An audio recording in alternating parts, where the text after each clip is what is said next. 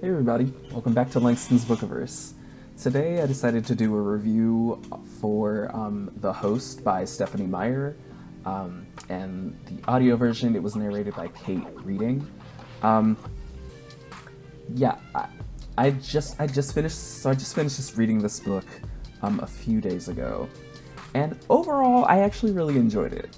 Um, I was a little hesitant because of obviously the author Stephenie Meyer also wrote Twilight, which I didn't really enjoy the movies that much, and I knew there was like a whole it was like a lot of people had issues with their writing, and so based on what I saw and the little that I read of it, I wasn't really a fan.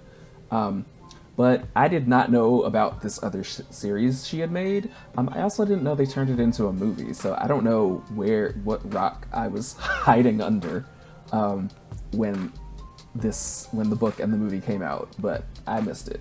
But I decided to give it a shot.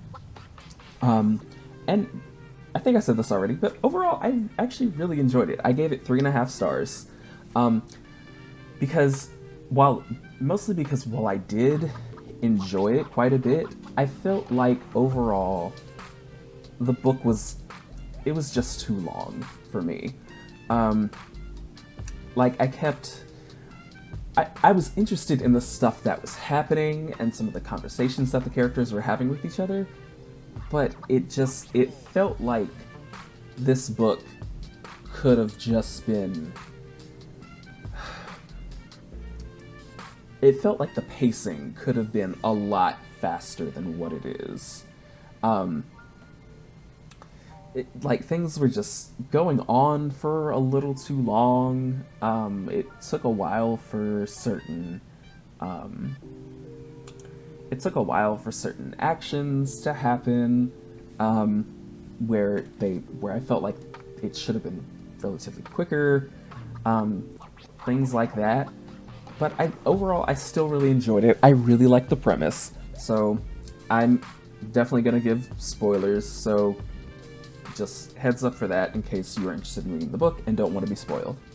Um, so, of course, the plot takes place on Earth. I really like the whole invasion of the body snatchers type of deal that it's got going on. Earth has been taken over by this race of aliens, and these aliens use humans as hosts and control their bodies. And once the alien is inside a person's body, the person's consciousness just just completely goes away or fades away. Um, and so it seems like at the beginning of this book, it seems like this has been going on for a while, for quite a while. Um, at first, I thought it was like 2 years, but I'm not sure about that. Maybe I'll find that and put that later. But it seems like this has been going on for a while. The aliens, first they were monitoring Earth, to see what humans are doing, and they determined that we are way too violent of a species, and that it would be better if they took over our bodies and made the world better. With yeah, I'm like, okay. So the whole time I was listening to them justify their reason for taking over Earth, I'm like, this sounds like somebody trying to justify genocide, but but okay. And one of the human characters does call the main character Wanda. One of the humans does call her out on that. Actually, the host body, um, the original person, Melanie, who has not faded away when she has Wanderer planted in her. Her mind has not completely gone away, and so she actually does call them out on their bullshit several times over the course of the book. So I really liked that. You could sort of see how it's not like it was it didn't approve of the way the aliens went about this. Some of the I'll go back. Sorry, I should, yeah, I should follow the order. Um, so, the main characters in the story are Melanie and Wanderer, or Wanda as she's later called. Wanda is the alien that gets implanted in Melanie's body, and the aliens, the souls, is what the aliens call themselves. Ooh, phone call, sorry. So the souls, which is what the aliens call themselves, are looking for the location of the last few humans that still have their control of their own bodies. There's a few hiding out in certain places, and they're trying to find them all. So they use Wanderer in Melanie's body to look into her memories and see where the humans are. And when Wanda's first placed in Melanie's body, she can almost instantly remember or go through Melanie's memories and know a lot, pretty much everything about her. She has memories of her parents, of her family, about this guy that Melanie was romantically interested in, which I'll get to in a second, because that there was a little problematic. But so Wanda's job is to help them find the missing human so that they can be body snatched. And she's going through Melanie's memories, but then all of a sudden she comes across a wall, and then she realizes that Melanie is still there in her head. And so she's trying to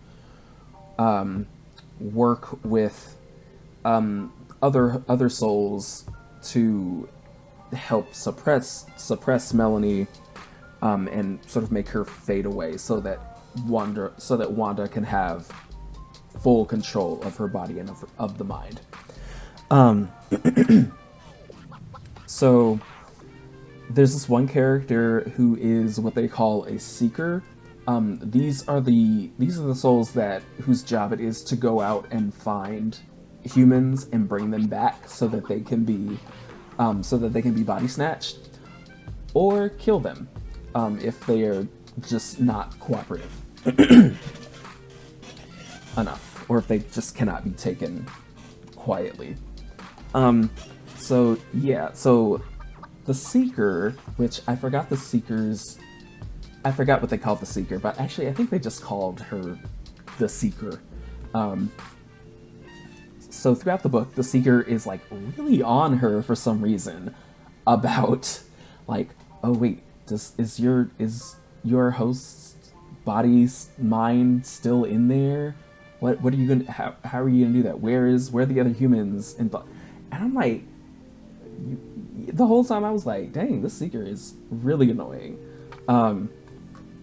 Eventually, after going through her memories,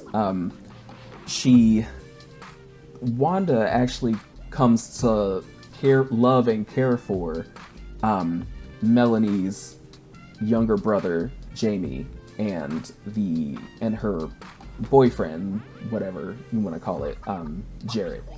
The thing about Melanie and Jarrett, so especially in the beginning, when you're first learning about them and when you learn how they first meet, Melanie is 16, I believe, when they first meet. Jarrett is 26. That was like, okay, wait a minute. Hold on, that's weird, that's creepy. Like, I know it's like the apocalypse for y'all. Still don't know. It's just like, okay, that's kind of icky. It does, the characters do. Jarrett, the guy, does comment on this and say, hey, we're feeling each other, but you are still way too young. Like, you are still very young. We should just hold off for a few years. If we're going to do this, we should hold off. We should hold off on this for a few years. So I was like, okay. So so I'm like, okay, maybe this is the book's way of trying to address the large age difference with this underage girl. But this is after the dude kisses her when they first meet. And I'm like, bro, you already done made out with a 16-year-old. It's like, and it's like, that's just never, it's never really brought up again. It's odd. So, anyway, Wanda decides she's gonna see if she can try to find Jared and Jamie, because she does end up falling in love with them, and Melanie's worried because she doesn't want them. She doesn't want Wanda to find them, because then she'll lead the rest of the souls back to wherever they've escaped. So I'm gonna skip a bunch of stuff because this would be a way too long of a video, kind of like the book. But so yeah, fast forwarding, she ends up deciding that she wants to go live with Jamie and Jarrett because she does love them. She doesn't want to betray them. She loves them like they were her own family now. And Melanie eventually comes to realize that also. So eventually they go out looking, they find some clues, and they look back into Melanie's memories of some things that her uncle said before about like a safe house. And eventually they find where Jared and Jamie are, and there's a lot of other humans who are in like the compound, I guess. I guess I'll use the word compound. So yeah, they find them after crossing the desert and nearly dying. They were like literally about to die, and then Melanie's uncle Jeb came up and found them. And so yeah, so they wake up. All the humans are suspicious because from their point of view, they still see Wanda. They still see the alien. So when a person is taken over by these aliens, their eyes glow. So they can obviously tell that Melanie's been body snatched, and there's an alien there, and no one thinks that Melanie is in there. Wanda decides to keep that a secret for a while because she knows if she says that, no one's gonna believe her, and they're gonna think she's a seeker, and they're gonna kill her and Melanie. So she's basically treated like crap for a good chunk of the book. People try to kill her several times in the book. One very seriously by this one dude, Kyle, who has a lot of issues. And eventually she starts getting to know this other guy, Ian, who is also, I forgot, I want to say he and Jared are around the same age, but by this time Melanie is of age. I think she's 20 when they leave, by the time she gets body snatched. So yeah, so it's like now, okay, they are technically both consenting adults. Still a little odd because Jared and Melanie were together, not like that type of together, but still, they were still around and hanging, and they were definitely hanging out with each other before she got body snatched. So it's like, wait, were you... I could understand how someone said it's grooming. Not saying that it's still kind of creepy. I don't know if it's grooming necessarily. It's just, it's still icky. I don't know, maybe just call it grooming. I don't know. Or maybe there's another word that better describes it. I just can't think of it right now. So, anyway, they get there. She almost gets killed several times by the humans in the community. over time, she eventually starts building their trust, getting to know some of the people. Some of the people don't want anything to do with her, but she decides, I'm gonna stay here. I'm gonna live here. I'm gonna help the humans. Good to go. Then eventually, she finds out that Jamie, Melanie's younger brother, eventually gets an infection from a leg injury when he's out doing raids, getting food and supplies with some of the other people in the community. And so it gets infected, and Jamie's sort of at death's door. And they know the only way to really heal him is to get some antibiotics. But there aren't really any around anymore. Wanda knows that the healers of their society, of the alien society, can pretty much treat almost anything. They have all of this equipment that can heal tons of stuff. So she decides, they still think, excuse me, it's like, they'll do pretty much whatever I ask within reason because I'm one of them. And so the souls claim they are non-violent despite, essentially killing, taking over the bodies of killing and taking over the bodies of every human on the world. But that's that. So Wanda decides to come up with the plan that she's just going to she's going to fake an injury, or not fake, she's going to purposely injure herself to get into one of the nearby healing centers in the area and pretty much take all their stuff and pretty much take a bunch of their healing stuff. And she succeeds. I was actually really blown away. I really liked how that scene played out. And so they help Jamie. She comes back.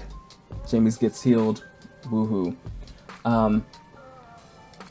But after coming back, or a little after coming back, they find out that the Seeker that had been looking for her, that was assigned to her to get the location of the missing humans, has been captured by the group. And so now Wanda has to decide what to do with the Seeker. She doesn't want to kill the Seeker because she does feel a familial connection with her. She does also see the Seeker as family. But she also sees the humans as her family too. So eventually, and this is I'm saying the end of the book here. Eventually they come up with the plan to take the Seeker out of the host body and put her in a cryo tank and send her back into space to another planet.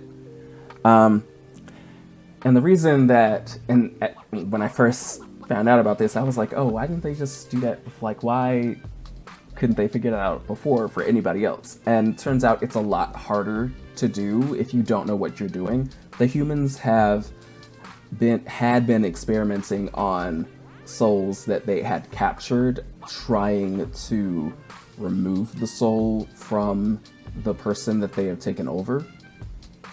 It's never worked.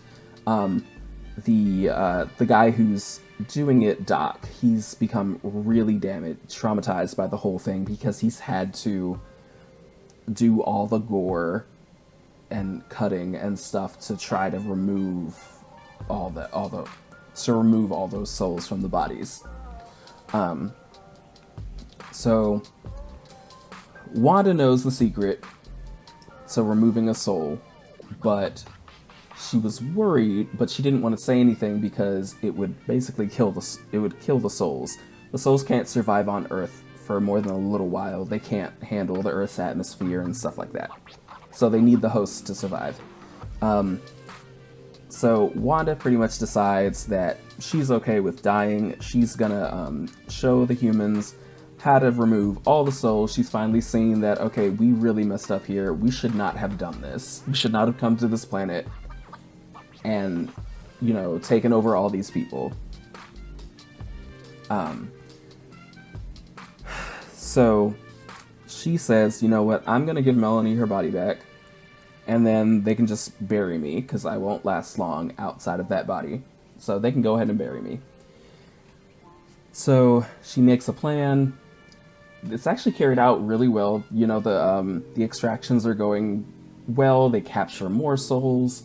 There is like a slight misstep in one of the souls. One of the souls that they've knocked unconscious wakes up earlier than they expected. And so the soul pretty much scrambles the host's brain, which was really sad. Yeah, that was really sad. But they somehow still managed to save that soul that did it and sent them into space. So yeah, and so at the end of the book, you know, they take Wanda out of Melanie, and then when Wanda wakes up, she's in a new body, and you know, she's getting used to things. She has fallen in love with Ian, this other guy that I mentioned earlier. They've gotten to over the course of the book, they've gotten to know each other, and they've really bonded.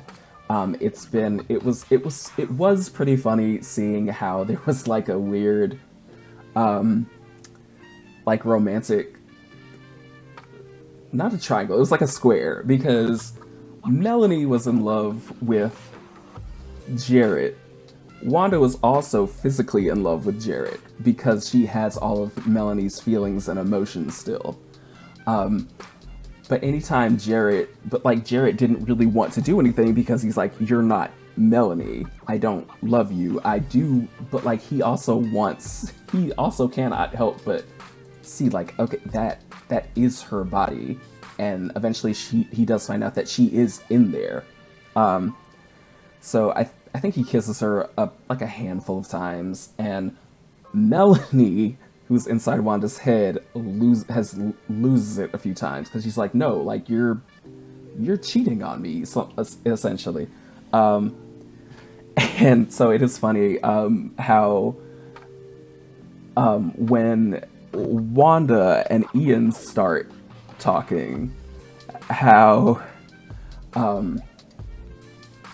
Jarrett gets jealous because he's still seeing his girlfriend's body with this other dude, even though he knows that his actual girlfriend does not have any control over that body. So yeah, it was really funny. It was actually kind of funny seeing that back and forth, or hearing that back and forth and reading that back and forth in the book. But so okay, back to when Wanda wakes up, which is the other issue that I had with this book. So Wanda wakes up in another person's body who they have extracted the soul out of this person already, and the person did not come back, which happens sometimes. They made a theory, which made sense, that it sort of depends on how long the person had been alive before they got body snatched. Like if they spent most of their life as a host for a soul, if they spent more of their life as a host for a soul than they did without being a host for a soul, then they were less likely to wake up after the soul was removed. So the thing about this was, I couldn't help but think of like Build a Bitch, the Build a Bitch song for this scenario, because they actually went out, a few of them, and it was the guys in the book, like the main male characters, Jamie and Jarrett. I don't think Ian went, but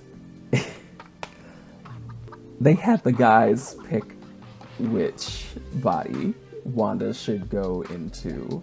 And I get it. Wanda is not conscious. She cannot make that decision for herself. I get it. It was still weird to me. So I was like, wait, you're literally picking the... Okay, fine.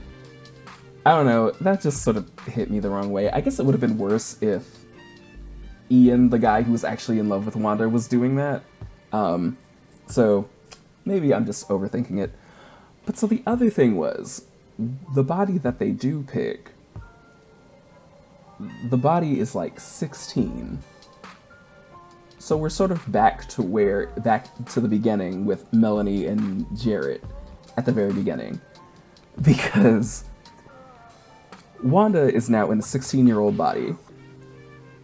Ian, I'm assuming, I don't know exactly how old he is, but I'm assuming he's around Jarrett's age. So he's in his, like, mid to late 20s.